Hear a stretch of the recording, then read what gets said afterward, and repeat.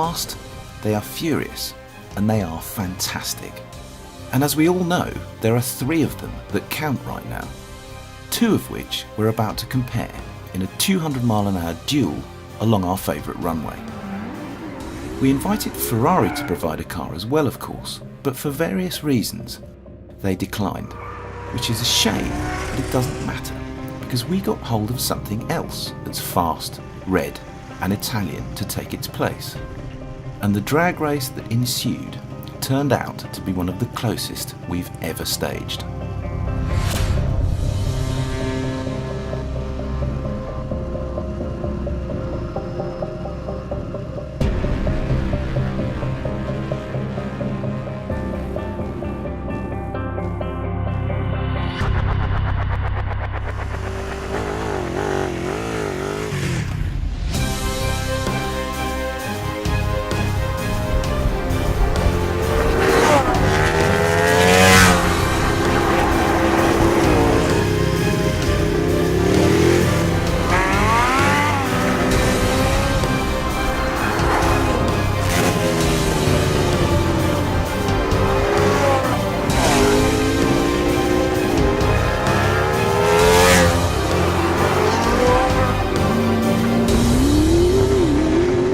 Right, best day of the year, best day of the decade, best day I've ever had in this job.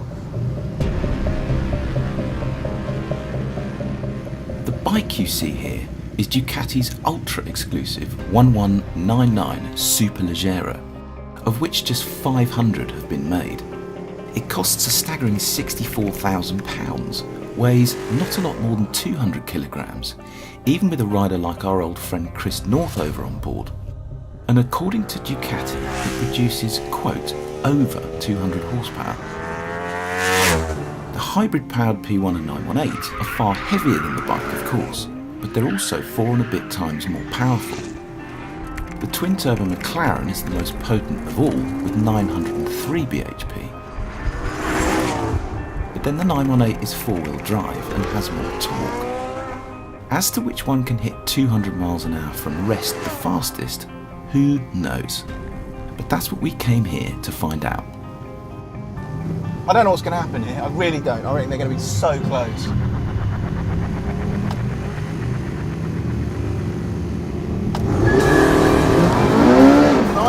It's 4-wheel drive, so it gets off the line better. I can't see either of them. There's the bike. Oh my god! Where's the P1? Oh no, I'm about to get done by the P1 as well. Jeepers creepers!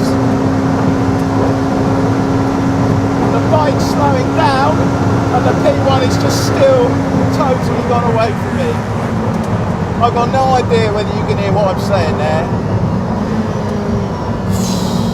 That is absolutely incredible. Wow. Okay, here's what happens. 4-wheel drive 918 just rockets off the line and leaves them both. Then, after about 3 seconds, the bike appeared on my right-hand side and just off out of sight. And then eventually, when I got to about 120, 130, the P1 just kind of nudged into view as well, and then just kept going. Wow. I mean, at 150, the P1 was just gone. But I think up to about 130, the 918 was quicker. I think. Well, it definitely was on that run. We'll have to have a look at the data.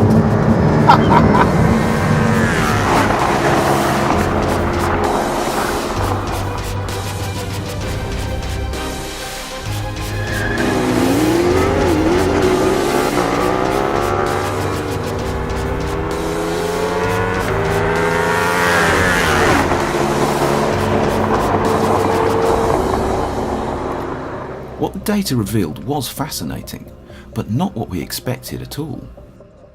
From 0 to 100 miles an hour, they were pretty much inseparable at 5.7 seconds apiece. But then at 110 miles an hour, the bike started to pull away, not just from the Porsche, but from the McLaren as well. And it continued to do so until it hit its rev limiter in top gear at 192 miles an hour. at which point the cars obviously began to catch it back up. Stranger still though was what happened to the 918 at 150 miles an hour, because it too felt like it had hit the brick wall. Up to 150 the Porsche and McLaren were neck and neck, as you can see, but then the 918 simply stopped accelerating with the same force, while the P1 on the other hand hammered out of sight. In the end it hit 200 miles an hour, over 6 seconds faster than the 918, and that was all about power and aerodynamics, and in the bike's case, gearing as well. Either way, on this day, in this particular challenge, the P1 was king.